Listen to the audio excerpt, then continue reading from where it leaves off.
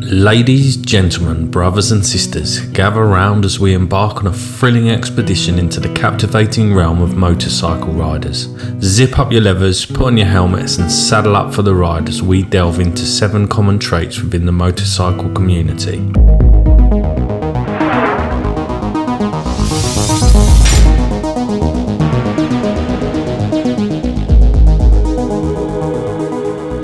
So the first item on my list today may only apply to us plucky Brits, where summers are like any other day of the year and the weather is likely to be crap. You wake up on Sunday morning, the sun is shining and there's not a cloud in the sky. You gulp down a cup of tea and shove some crumpets down your throat, run out to the garage with the glee of a kid at Christmas, squeeze into your riding gear that you refuse to accept is too small because you absolutely haven't put on any weight, open the garage door to get out on the road only to find it's now absolutely pissing it down with rain. That, my friends, is why riders become weathermen. You will likely have 15 different weather apps on your phone, all of which tell you something completely different, and using a clever theory of averages that would have Pythagoras scratching his head, you plan a route that either bypasses the intermittent rain showers or one where you can outrun the clouds in a bid to avoid getting a good soaking. Unfortunately for you, like Michael Fish's famous faux pas in 1987, you're probably going to be wrong. Damn it. Moving on to number 2,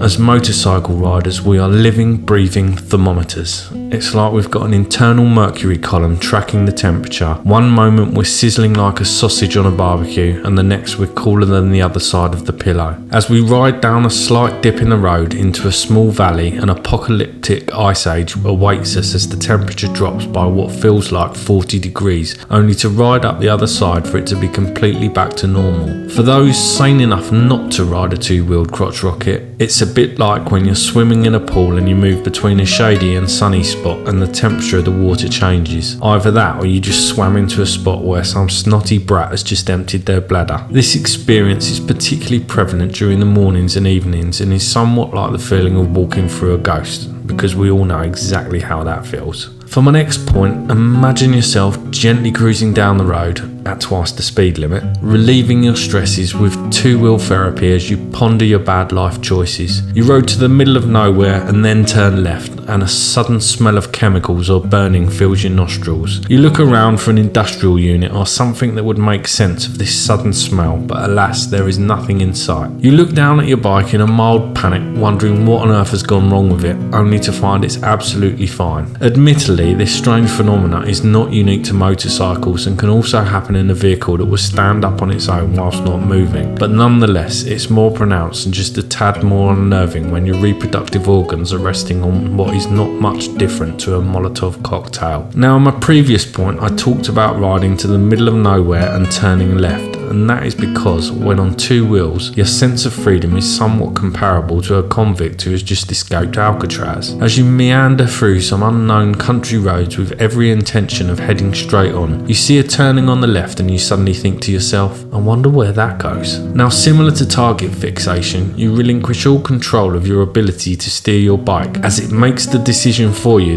that question simply cannot go unanswered. Your bike turns into the road like a self-aware Tesla on autopilot, and before you know it, you're in the arse end of nowhere with not a clue how you even got there. GPS, don't be silly. Rather than turn around, you know you'll end up somewhere soon as you push on in an effort to find some road that is even vaguely familiar. By this time, you've forgotten why you were even out in the first place, and somehow space and time are no longer relevant. As motorcyclists, our sense of direction may seem as tangled as spaghetti, but somehow these spontaneous expeditions always lead to amazing discoveries. At number 5, we uncover the existence of a covert society. Unlike the Illuminati, this society has no interest in New World Order or keeping the 99% occupied so they can keep control of us like a herd of sheep. Nope, this society is all about the nod or wave. It's like an unspoken bond communicating with fellow riders by either a nod or wave or even the shaking of a leg. To break it down into understandable language, this gesture says, I see you, brother, and I understand you are just as completely mental as I am for sitting on a fuel tank and propelling yourself down the road at ridiculous speeds. This unspoken code, unlike a Masonic handshake, takes various forms. For us in the UK who have to keep our right hands on the throttle, it's a slightly demented side nod like a Tourette's tic or even worse, a stroke. For those on the other side of the road, it can be 2 fingers down to gesture keeping the wheels on the road, and for very special occasions, and only those in a car, it's 2 fingers up to let them know they're a complete prick for pulling out in front of you. But remember, my friends, under no uncertain terms is this gesture ever to be given to somebody on a scooter or L plates. The nod or wave has to be earned, and you only achieve this when you get your license and a big boy bike. Now, I know you can hardly contain your excitement for what's coming next, and I'm sorry to interrupt this absolutely thrilling video, but if you're enjoying this content, please give it a thumbs up and subscribe to the channel so others can enjoy my monotonous voice and mediocre satire. Go on, I dare you.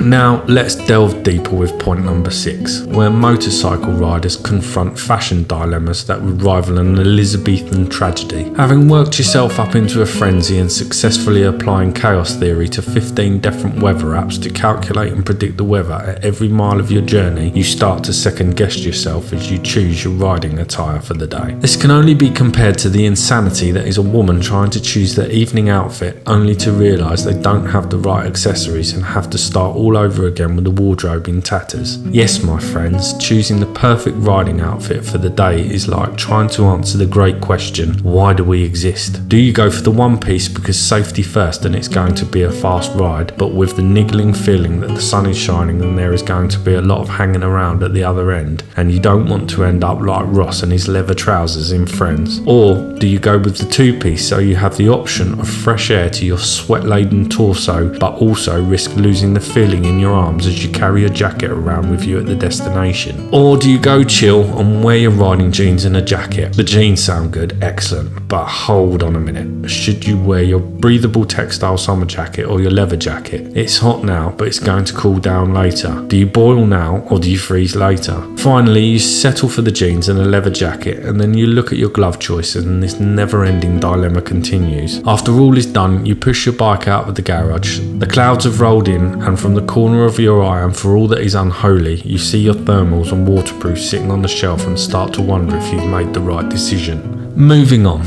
For those of us over the age of 25 that can almost afford to be sensible and have learned some hard life lessons and may have even adopted a smidgen of impending doom, we develop an almost religious devotion to maintenance. For we believe that if we look after our motorcycle, it will look after us in return. We scrutinise tyre pressures with the precision of a Swiss watchmaker. Should I use the 24 Nm torque wrench or the 105 on this engine cover bolt? I haven't checked in the last 72 hours. For the mechanic, rust is the devil's work, and in our arsenal of cleaning agents will be at least 3 different cans of the same thing that will miraculously perish all rust from the earth. Oil changes are something we do for pleasure, and why on earth pay the dealership to do something so trivial? Similar to the pride in our machine is the pride in our tools, and they require just as much care. Now, where on earth is that 10mm socket? Now, if you read the title and you were expecting 7 things, I totally clickbaited you, because this is number 8 and nobody does top 8 videos. Well done for listening to me blabbing on for this long. You've earned yourself a star. You can collect it when you leave a comment below saying you got me. Anyway, number 8 is when you need to pop to the shops for that chocolate bar you totally don't need but oh so crave. The shop is less than a quarter of a mile away. You could walk there in less than 5 minutes, but you choose to put on all your gear and ride just because.